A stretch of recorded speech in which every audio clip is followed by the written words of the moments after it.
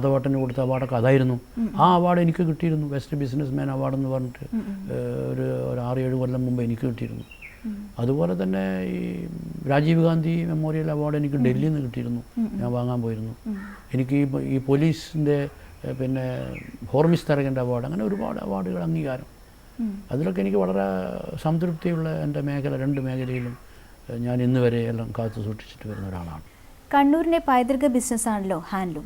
ആ മേഖലയിൽ താങ്കൾക്കുള്ള പങ്കെന്താണ്? ഹാൻഡ്ലൂം മേഖലയിൽ കണ്ണൂരിൻ്റെ പൈതൃകം എന്ന് പറയുന്നത് Kannur is the Manchester of handloom എന്നാണ് വെപ്പ്.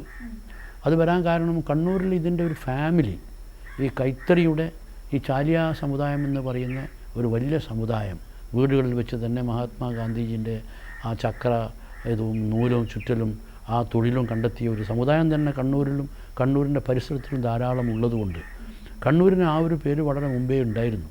പക്ഷേ അത് കാത്തു സൂക്ഷിക്കാൻ വേണ്ടി നമ്മുടെ ഗവൺമെൻറ്റോ അല്ലെങ്കിൽ മറ്റുള്ള പ്രസ്ഥാനങ്ങളോ അത് കാത്തു സൂക്ഷിക്കാൻ സാധിക്കാത്തത് കൊണ്ട് അതിന്ന് കണ്ണൂരിന് നഷ്ടപ്പെട്ടിരിക്കുകയാണ്. അത് കണ്ണൂരിൽ നിന്ന് പോയി ഇപ്പോഴും തമിഴ്നാട്ടിൽ കരൂരിൽ അല്ലെങ്കിൽ ഈരോട് അവിടങ്ങളിലൊക്കെ അതിൻ്റെ മേഖല കണ്ണൂരിനേക്കാളും വർദ്ധിച്ചിരിക്കുകയാണ്. പക്ഷേ ഞങ്ങളെ സംബന്ധിച്ചിടത്തോളം ടെക്സ്റ്റൈലും ഞങ്ങൾ വളരെയധികം മുന്നോട്ട് തന്നെയാണ്. ഇപ്പോൾ എൻ്റെ മകനും കൂടി ഉള്ളതുകൊണ്ട് അദ്ദേഹം വിവിധ രാഷ്ട്രങ്ങളിൽ, ലോകത്തിൻ്റെ എല്ലാ രാജ്യങ്ങളിലും പോയി നല്ല ഓർഡറുകൾ കിട്ടിക്കൊണ്ടിരിക്കുകയാണ്. പക്ഷേ ഇപ്പോൾ അടുത്തായിട്ട് നൂല് വിലകളൊക്കെ കൂടിയതുകൊണ്ട് ഞങ്ങൾക്ക് സപ്ലൈ ചെയ്യാൻ കഴിയാത്ത ചില വിഷമങ്ങളാണ്. ഏതൊരു മേഖലയിലും വിമർശനങ്ങൾ പതിവാണല്ലോ. ഈ വിമർശനങ്ങളെ താങ്കൾ എങ്ങനെയാണ് നേരിടുന്നത്? വിമർശനമേ ഉള്ളൂ, എല്ലാ രംഗത്തും വിമർശനമാണ്. പക്ഷേ ആ വിമർശനങ്ങളൊക്കെ ഞാനത് ഉപദേശങ്ങളായി എടുത്തുകൊണ്ട് ആ വിമർശനങ്ങളെ സ്വീകരിച്ചുകൊണ്ട് തെറ്റുകൾ തിരുത്തി മുന്നോട്ട് കൊണ്ടുപോകാനുള്ള ഒരു മാനസികാവസ്ഥ ഉള്ളതുകൊണ്ട് വിമർശനങ്ങളൊരു പ്രശ്നമല്ല. വേൾഡ് വിത്തൗട്ട് വാർ എന്ന പ്രസ്ഥാനം എന്താണ് അതുകൊണ്ട് ഉദ്ദേശിക്കുന്നത്? താങ്കൾക്കൊരു അവാർഡ് ലഭിക്കുകയുണ്ടായല്ലോ. ഈ വേൾഡ് വിത്തൗട്ട് വാർ എന്ന് പറഞ്ഞിട്ട് കഴിഞ്ഞ ഒക്ടോബർ 2 മഹാത്മാഗാന്ധിജിൻ്റെ ചരമദിനത്തിൻ്റെ അന്ന് അവസാനിക്കുന്ന ഒരു വേൾഡ് വിത്തൗട്ട് വാർ എന്നൊരു ഹ്യൂമനിസ്റ്റ് ഗ്രൂപ്പിൻ്റെ ഒരു ആശയമായിരുന്നു അത് അർജൻറ്റീനയിലും സ്പെയിനിലും ഒക്കെ തുടങ്ങി ലോകം മുഴുവനും സഞ്ചരിച്ച് ഒരു ഗ്രൂപ്പായിക്കൊണ്ട് ഒരു 10-24 ആളുകൾ 2-3 വിധ ഗ്രൂപ്പായിക്കൊണ്ട് 2-3 ഏരിയയിൽ ഇങ്ങനെ ലോകത്ത് മുഴുവനും സഞ്ചരിക്കുന്ന ഒരു സമാധാന സംഘടനയായിരുന്നു അത്. വേൾഡ് വിത്തൗട്ട് വാർ എന്ന് പറയുന്നത് നമ്മുടെ ഈ യുദ്ധത്തിന് വേണ്ടി ചിലവാക്കുന്ന കാശിൻ്റെ ചെറിയൊരു അംശം മതി നമുക്ക് ലോകത്ത് സമാധാനവും ഭക്ഷണം കൊടുക്കുവാൻ എന്നുള്ളൊരു പോളിസിയുമായി മഹാത്മാഗാന്ധിജിയുടെ നേതൃത്വത്തിലും അല്ലെങ്കിൽ നമ്മുടെ ലോകത്തുള്ള സമാധാനകാംക്ഷികളുടെ നേതൃത്വത്തിലുണ്ടാക്കിയ ഒരു സംഘടനയാണ്. അപ്പോൾ ആ സംഘടന ഡൽഹി ബേസ്ഡ് സംഘടന കേരളത്തിൽ വന്ന് അത് ഇന്ത്യയിൽ മുഴുവനും അങ്ങനെ സമാധാന മാർച്ച് നടത്തണമെന്ന് വന്നപ്പോൾ കേരളത്തിലുള്ള ഈ ഗോപിനാഥൻ സാറ് ഇങ്ങനെയുള്ള പല ആളുകളും എന്നോട് പറഞ്ഞു അതിൻ്റെ ചെയർമാനാവണമെന്ന്. ഞാനതിൻ്റെ ചെയർമാനായിക്കൊണ്ട് കണ്ണൂരിലും പരിസരങ്ങളിലും ഒക്കെ കൂടി അതിൻ്റെ പ്രവർത്തനം വളരെ ഭംഗിയിൽ നടത്തി. അതിൻ്റെ ലോക സംഘടനേൻ്റെ ഒരു 4 പേര് പിന്നെ സ്പെയിനിൽ നിന്ന് നെടുമ്പാശ്ശേരി വിമാനത്തിൽ വന്ന് ഞങ്ങൾ പോയി അവരെ സ്വീകരിച്ചു. എന്നിട്ട് കേരളത്തിൻ്റെ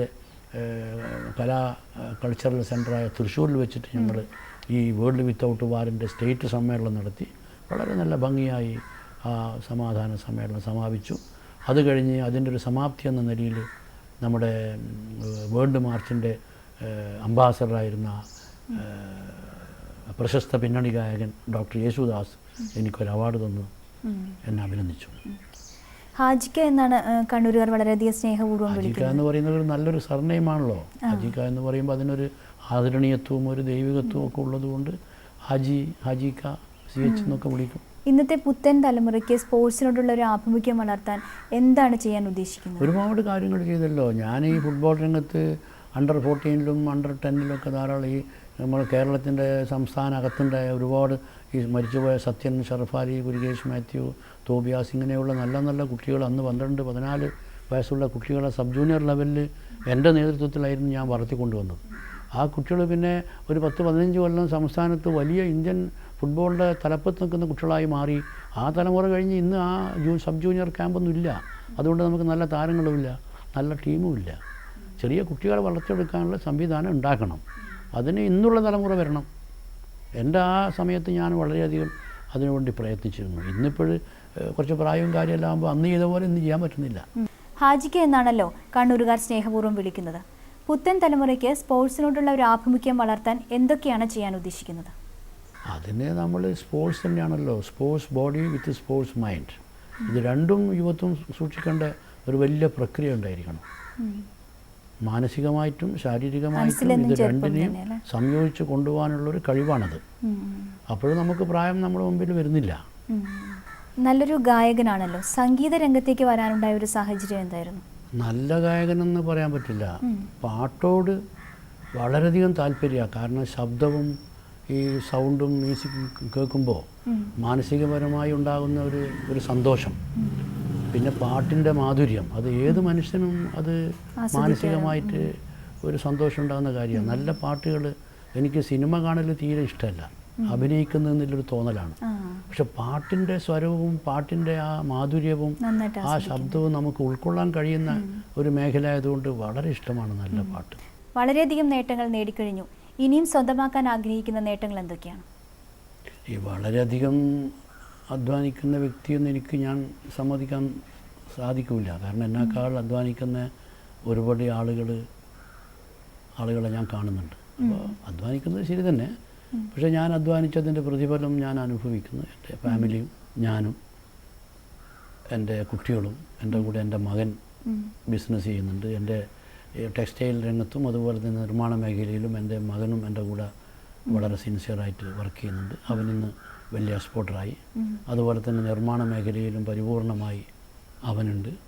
അപ്പോൾ എൻ്റെ എല്ലാ പ്രവർത്തന ശൈലിയും മനസ്സിലാക്കിക്കൊണ്ട് തന്നെ എൻ്റെ മകനും ഈ രംഗത്ത് വളരെയധികം വളർന്നു വരുന്നുണ്ട്. അതേപോലെ എൻ്റെ മറ്റ് കുട്ടികളുടെ ഭർത്താക്കന്മാരും കുട്ടികളും എൻ്റെ കൂടെയുള്ള എൻ്റെ ജോലിക്കാരും എല്ലാവരും വളർന്നു വരണം. ഞാൻ മാത്രം വളർന്നാൽ പോരല്ലോ, എൻ്റെ കൂടെയുള്ള ആളുകൾ വളരണം, വളരെ ആരോഗ്യത്തോടു കൂടി ജീവിക്കണം. നല്ല ഒരു തലമുറ ഉണ്ടാക്കാനുള്ള ഒരു മാനസികാവസ്ഥ എനിക്ക് ഉണ്ടായിട്ടുണ്ട്. അത് ഇനിയുള്ള സമയങ്ങളിലും അത് സൂക്ഷിച്ചുകൊണ്ട് മുന്നോട്ട് പോകണമെന്ന് ആഗ്രഹമേ ഉള്ളൂ. നിരവധി നേട്ടങ്ങളൊക്കെ സ്വന്തമാക്കി. ഒരു റോൾ മോഡൽ ആരായിരുന്നു? എൻ്റെ മുമ്പിലുള്ള മോഡൽ എൻ്റെ വിശ്വാസമാണ്. ഞാൻ വിശ്വസിക്കുന്ന മതം, ഞാൻ വിശ്വസിക്കുന്ന സമാധാനം, ഞാൻ വിശ്വസിക്കുന്ന സംതൃപ്തി. എൻ്റെ മാനസികാവസ്ഥ എന്ന് പറയുന്നത് the best thing, the most important thing, the most valuable thing, the most enjoyable thing, the most attractive thing in the present world cannot be seen, cannot be touched, cannot be purchased, but that can be felt with the heart എന്ന് വിശ്വസിക്കുന്ന ഒരു മനുഷ്യനാണ് ഞാൻ. കണ്ണൂരുകാരുടെ ഹാജിക്ക് ദീർഘായുസ്സും ആരോഗ്യവും സർവേശ്വരൻ നൽകട്ടെ എന്ന് ആശംസിക്കുന്നു. ഇതോടെ ഈ അഭിമുഖം അവസാനിപ്പിക്കുന്നു. നന്ദി, നമസ്കാരം. കല്ലുകൾ ചെത്തിപ്പടുക്കുമ കൈകൾക്കു കല്ലിനേക്കാളുറപ്പായിരുന്നു.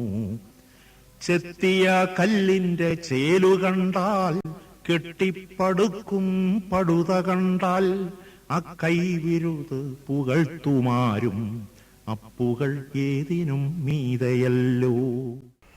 ഇച്ഛാശക്തിയാണ് മനുഷ്യനെ മറ്റു ജീവികളിൽ നിന്നും വ്യത്യസ്തനാക്കുന്നത്. ഞാൻ വഴിയമ്പലങ്ങളിൽ കിടന്നുറങ്ങും, ആർത്തരമ്പുന്ന പുഴ നീന്തി കടക്കും. കാരണം എനിക്ക് ഭയമില്ല. കരിയിൽ നിന്നും ഞാൻ ജീവിക്കും, കത്തിയുടെ വായ്ത്തലയിൽ കിടന്നും ഞാൻ ഉറങ്ങും. കാരണം ഞാൻ ഇച്ഛാശക്തിയുള്ള മനുഷ്യനാണ്. സർഗസലാപം ഇവിടെ പൂർണ്ണമാകുന്നു. അടുത്തയാഴ്ച മറ്റൊരു അതിഥിയുമായി എത്താം. നന്ദി, നമസ്കാരം. കോട്ടാമതിയിലും മതിലകത്തെ കൊട്ടാരം കോവിൽ കൂത്തമ്പലവും അവരുടെ കൈകൾ പടുത്തതത്രേ. അഴകും കരുത്തും കൈകോർത്തതത്രേ. അവരുടെ കൈകൾ പടുത്തതത്രേ. അഴകും കരുത്തും കൈകോർത്തതത്രേ.